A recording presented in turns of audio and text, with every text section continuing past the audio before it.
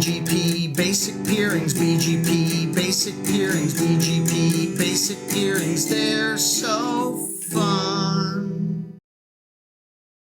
There's just so many things that make Border Gateway Protocol unique when we are configuring it at the Cisco command line. And one of the things that you need to get used to with it is, first of all, there is two types of peerings. There's iBGP peerings that are made within an autonomous system, and there's eBGP peerings, and that's really fun to say, eBGP, eBGP, eBGP. Those peerings are between autonomous systems. So one of the first things you want to do, in fact, I just jumped right into global configuration mode, right? Because I'm crazy like that. No, we don't want to do that. We would want to make sure we can reach the address that we want to peer with BGP. So I would ping 192.168.0.3 from the R1 device if I wanted to peer with that IP address from R1 to R3 for Border Gateway Protocol purposes. And once we ensure that we can reach it, then we might have luck with the configuration. So we go into global configuration mode. We say router BGP 213 is our local autonomous system.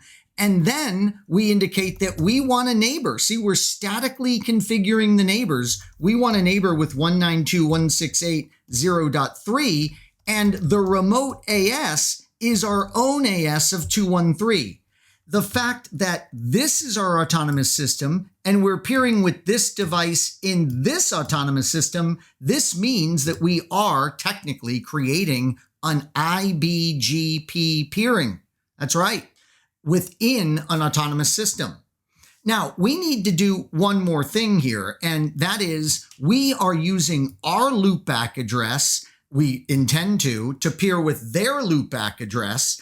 BGP would want to use the physical IP addresses that are on the interfaces that connect these devices. So we need to do the up arrow on the keyboard because we need to say, look, as far as the source of the traffic that we're sending, use our loopback 0 interface. And we'll make this same command on the R3 device, and that will ensure that this iBGP peering comes up correctly. So I'll end my configuration there on the R1 device, and we will slide over to the R3 device. And guess what? We're going to basically do what's called a mirrored configuration. Router BGP 213, I'm making a neighborship with 192.168.0.1 in remote AS, our own AS of 213.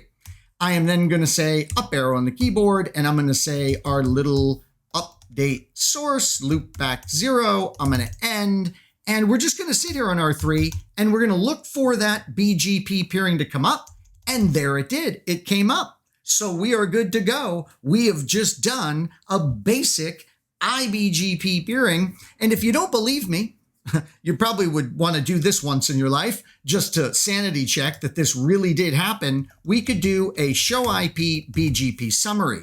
What a weird command, right? We're used to like show IP BGP neighbors. That would kind of follow with what we're used to in like OSPF. And by the way, there is a show IP BGP neighbors command. It just gives you a whole bunch of information about the peering. Yikes. That is what we call verbose in the industry.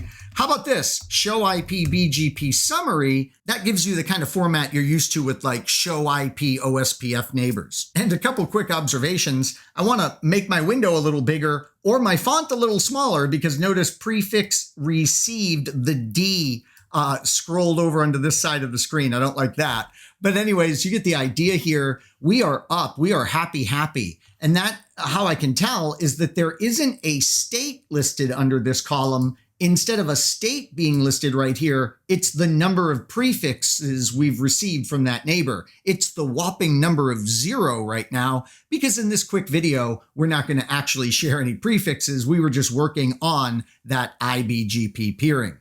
Well, thanks so much for watching this quick look at iBGP peer relationships and how we configure them safely and happily in the Cisco CLI.